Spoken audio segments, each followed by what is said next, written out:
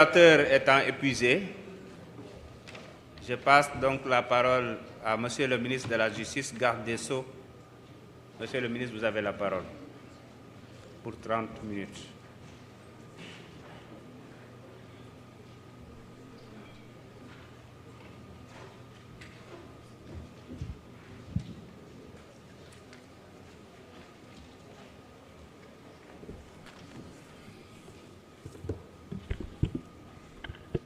Je vous remercie.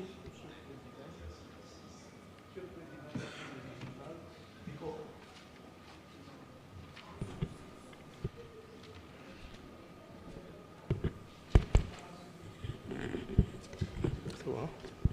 Allô? C'est bon. Monsieur le Président de l'Assemblée nationale,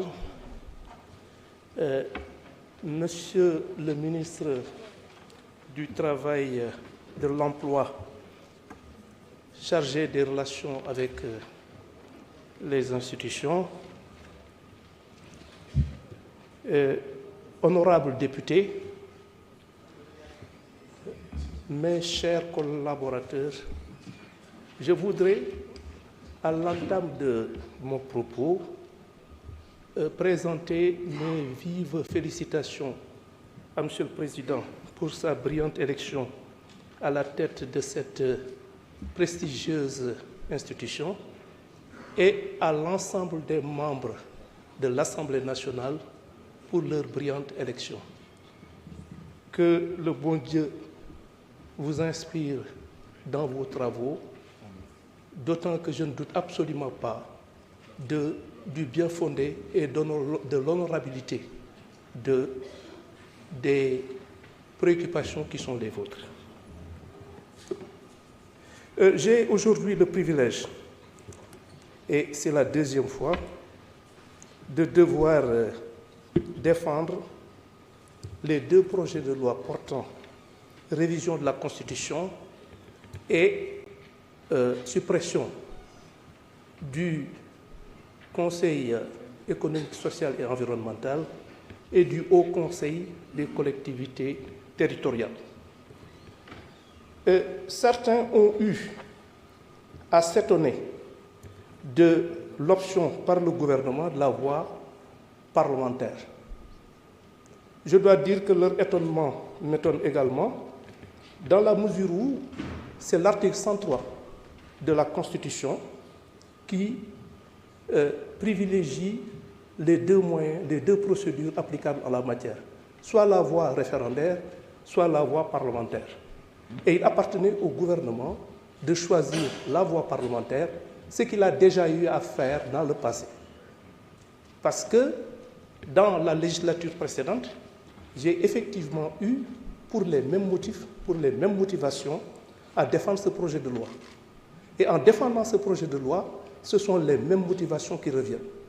Lesquelles motivations concernent principalement la rationalisation des ressources de l'État. Et je l'avais déjà dit, nous savons tous que les ressources allouées à ces deux institutions, à mon sens, sont extrêmement importantes, substantielles, et ma conviction est que la suppression de ces institutions participe d'une véritable œuvre de salubrité budgétaire. Cela dit, le Conseil économique, social et environnemental, de 2012 à 2024, a coûté aux contribuables sénégalais plus de 65 milliards de non-francs. Et pour ce qui concerne le HCCT de 2016 à 2024, a coûté aux justiciables le montant faramineux de 138 milliards de non-francs. C'est dire donc que durant cette même période, ce sont les sommes de 203 milliards 702 millions 705 000 francs, 365 francs, qui ont été dépensés. Et je crois d'ailleurs que le simple fait que vous soyez ici, qu'il y ait eu une majorité écrasante qui a été désignée à la suite d'élections transparentes dont personne n'a effectivement eu à émettre la moindre contestation, Le simple fait que vous ayez été élu, après que, il y a quelques semaines, j'ai été éconduit par vos homologues de la législation précédente pour les mêmes motifs, montre qu'il y a une adhésion populaire à cette initiative que j'ai l'honneur et le plus grand privilège de défendre devant vous. Cela dit, il y a eu un certain nombre, on a parlé de rationalisation. Évidemment, dans l'exposé des motifs, il a été bien dit que les ressources ainsi libérées seront redéployées. Et la couleur a déjà été donnée dans le cadre du renforcement du nombre d'enseignants pour une meilleure prise en compte de notre éducation nationale, de l'éducation nationale, de l'éducation de nos enfants. Et il est vrai qu'ici, les secteurs qui pourraient bénéficier des retombées financières, des sommes colossales ainsi libérées, sont multiples et il appartiendra au gouvernement de les identifier et d'y affecter les ressources ainsi libérées.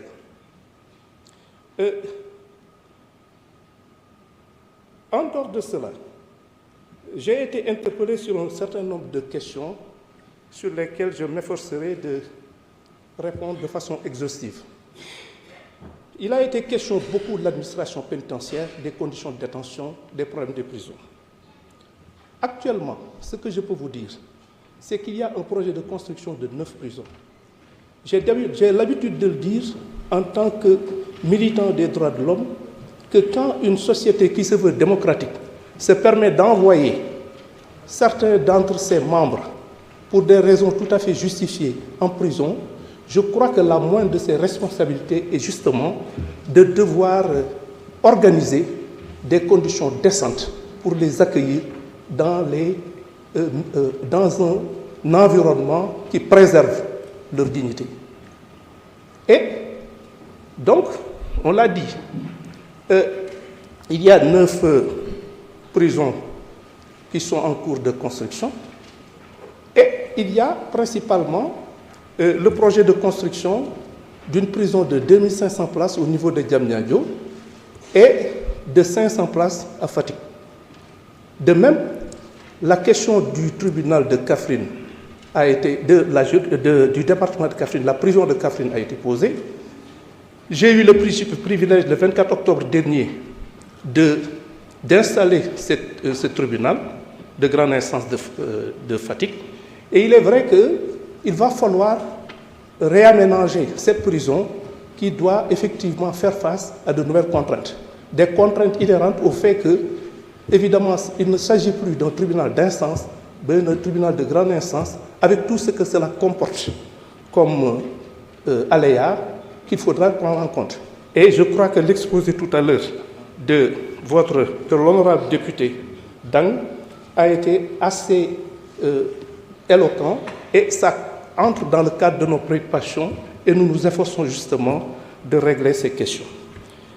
Cela dit, dans le cadre de l'amélioration des conditions de vie des détenus, il faut dire que jusqu'à présent, l'indemnité journalière est de 1152 francs par jour. Dans le cadre du projet de loi de 2025, cette somme de 1152 francs par jour et par détenu a été portée à 1300 francs. C'est vous dire donc que, qu'on le veuille ou pas, nous sommes dans cette dynamique avec les ressources que nous avons, avec aussi cette observation fondamentale que nous n'en sommes qu'au début. Pour les autres questions qui ont été posées, dans le cadre de... On nous a parlé de la lumière sur les morts que nous avons enregistrés depuis 2021. Une enquête est en cours. Et je crois d'ailleurs que c'est une question de principe et tout simplement de crédibilité. Je pense que si, pour des faits aussi graves qui ont ému tout le monde, et dont certains, autant pour moi, se sont passés en direct, c'est-à-dire sous l'œil des caméras, que ces gens, que ces morts concernant nos compatriotes puissent rester impunis, ce serait un mauvais signal. Parce que ce serait tout simplement asseoir, qu'on le veuille ou pas, un climat d'insécurité que rien ne saurait justifier. C'est vous dire donc que c'est une question de principe nous allons nous y atteler, nous allons nous efforcer de faire en sorte que toute la lumière soit faite. Et je vous assure que le travail est déjà entamé.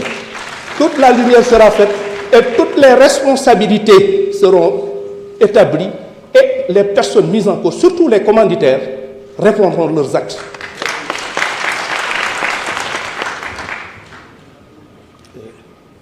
C'est vrai que beaucoup de questions ont été posées sur des procédures en cours, dont également l'affaire concernant Didier Badji et l'autre, ce qui veut dire que Fulbert Sambou, excusez-moi, Fulbert Sambou, cette affaire est en cours d'instruction.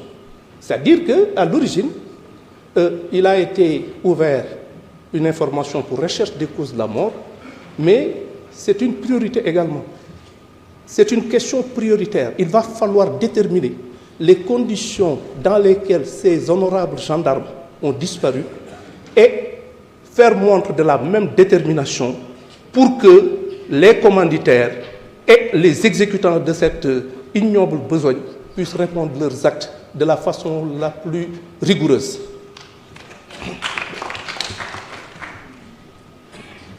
On nous a parlé de la création de nouvelles institutions. Je m'étonne que cela vienne de la part de personnes qui ont traversé les régimes et qui ont eu à être témoins de transformations du Conseil économique et social qui, effectivement, n'ont eu qu'à changer de nom avec les mêmes réalités. Ce que je peux dire, c'est qu'en tout état de cause, la création de nouvelles institutions n'est pas à l'ordre du jour. Parce qu'on a d'autres priorités, on a d'autres impératifs que nous nous efforcerons de respecter au mieux des intérêts des Sénégalais. Pour les autres affaires qui ont été évoquées, je rappellerai toujours que le temps de la justice n'est pas celui du politique. Mais encore une fois, toutes les affaires qui méritent de trouver une solution au mieux des intérêts de la République, toutes ces affaires feront l'objet d'un traitement particulier. J'ai été interpellé sur, en particulier, un certain nombre de questions, notamment le cas de la dame Mariama Sagna. Un honorable député a posé son cas. Dans cette affaire, il y a eu 2 personnes qui ont été jugées. Il s'agit de Saliou Boy et Ousseynou Diop. Ils ont été poursuivis pour association de malfaiteurs, viol collectif, meurtre, avec usage d'un moyen de vol en réunion commis la nuit avec usage d'un moyen de locomotion. Cette affaire a été jugée par la chambre criminelle du tribunal de grande instance de Pikine-Guédiawaye le 2 janvier 2024. Et les accusés ont été condamnés à la réclusion criminelle à perpétuité. Les intérêts de la partie civile ont été réservés. Bon, pour les autres affaires qui ont été évoquées, on nous a parlé des fonds Covid. Ces fonds Covid font l'objet d'une information. Et toute la lumière sera encore une fois apportée à l'ensemble de ces affaires qui feront l'objet effectivement, si c'est d'un suivi rigoureux de la part effectivement de mes services. Bien. On a parlé de la commission d'indemnisation. Il ne s'agit pas d'une commission d'indemnisation, mais plutôt d'une commission d'assistance aux justiciables. Et cette commission est logée au ministère de la Femme. Et cette commission travaille régulièrement pour apporter de l'aide à l'ensemble, effectivement, des personnes qui ont été victimes des malheureux événements que nous avons évoqués. Il est dit aussi, l'honorable député Bousso a parlé du problème de l'accès à la justice. Elle nous a également rappelé un principe qui nous est cher, suivant lequel nul n'est censé ignorer la loi. Vous savez, madame, ce n'est pas un principe sénégalais, c'est un principe universel. Si on dit que nul n'est censé ignorer la loi, c'est juste une question de commodité. une question de commodité dans la mesure où les lois, quand on les vote, quand vous les votez, et que ces lois sont promulguées et publiées, mais personne ne peut invoquer devant une juridiction « je ne suis pas au courant ». Sinon, on ne va condamner absolument personne. Si effectivement on pouvait dire que « ah, bande xawma ni lolu yon daf ko téré ». Mais attendez, en ce moment-là, les palais de justice, les tribunaux seraient tout simplement impuissants à régler ce genre de choses. C'est dire donc que, comme j'ai l'habitude de le dire, c'est une question de commodité parce qu'on ne peut pas faire autrement. Évidemment, comme vous le suggérez, il y a possibilité de faire en sorte qu'il y ait une meilleure vulgarisation de ces infractions. Dans le cadre de l'école, dans le cadre de certaines associations sportives, par tous les moyens susceptibles justement de faire en sorte que l'écrasante majorité, sinon la totalité de nos populations, puissent être au courant de certaines infractions. Mais en tout état de cause, on est dans cette dynamique. Et puis, l'érection de plusieurs maisons de justice au niveau de beaucoup de nos villes, comme par exemple à Dakar et dans les régions, qu'il y a effectivement, depuis 2006, le dispositif justice de proximité composé de 31 maisons de justice, dont les 6 à Dakar et 25 autres dans différentes communes à travers le territoire national. Elles permettent de rapprocher les citoyens de la justice et dans le cadre de l'installation de nouvelles juridictions et encore une fois, dans le cadre de ces maisons de justice, absolument rien, il n'y a aucun frais à s'acquitter. On n'a absolument il n'y a aucun frais de justice à libérer. En plus, ces maisons de justice ont vocation à régler les conflits entre les populations au niveau local et de prévenir également certains conflits de voisinage. Et les mêmes maisons de justice ont vocation à aider les populations à l'obtention des documents délivrés par les juridictions, casiers judiciaires et autres. C'est vrai que la question a été posée de ces questions de casier judiciaire et de certificat de nationalité. Le problème, c'est qu'effectivement, nous sommes dans ce cadre, dans le cadre de l'automatisation et de la digitalisation. Et si véritablement ces projets que nous avons initiés arrivent à terme, il va de soi que les difficultés rencontrées par nos compatriotes pour acquérir ces documents essentiels à leur vie administrative et à leur vie de tous les jours, ces problèmes vont disparaître. En dehors de ça,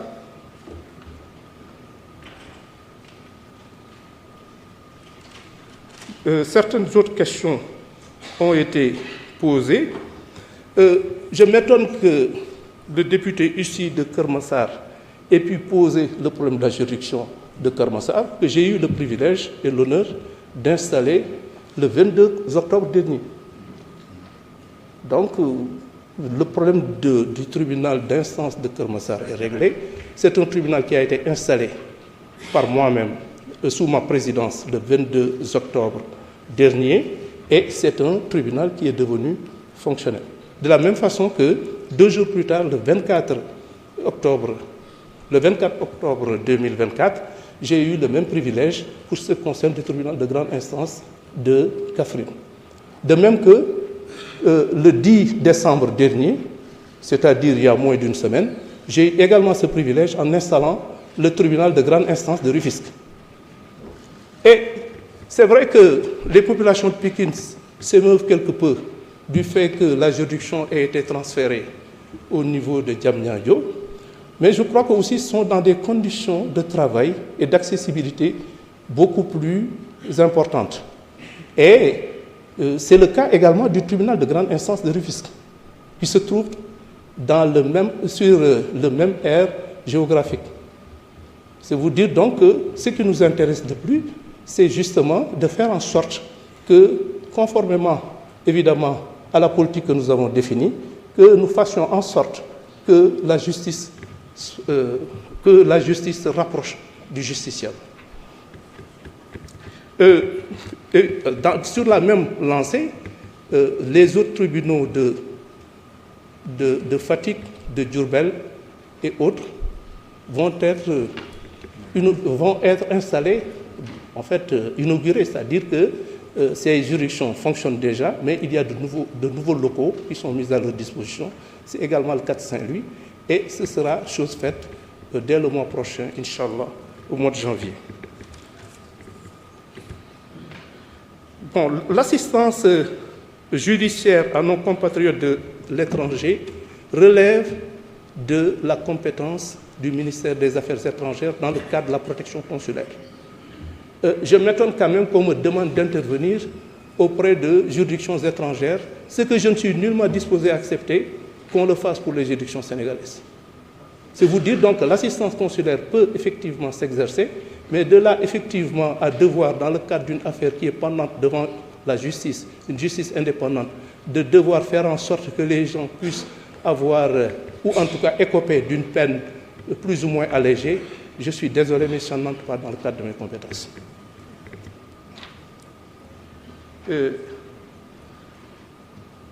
On a également parlé du tribunal de Salémata en état de délabrement.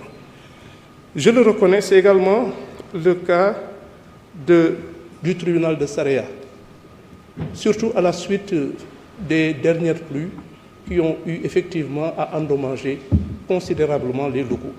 Nous sommes en train effectivement de nous atteler à la réfection de ces juridictions pour que véritablement les magistrats, les justiciables, le personnel de la justice qui évolue dans ces juridictions puissent effectuer leur travail de la façon la plus conforme aux intérêts du service public de la justice et dans un cadre minimal de performance. Monsieur le Président, Messieurs les députés, c'était justement ce que je devais, les questions principalement qui m'ont été posées et auxquelles j'ai tenu à répondre, en vous réitérant justement ma demande relativement au vote de ces lois-là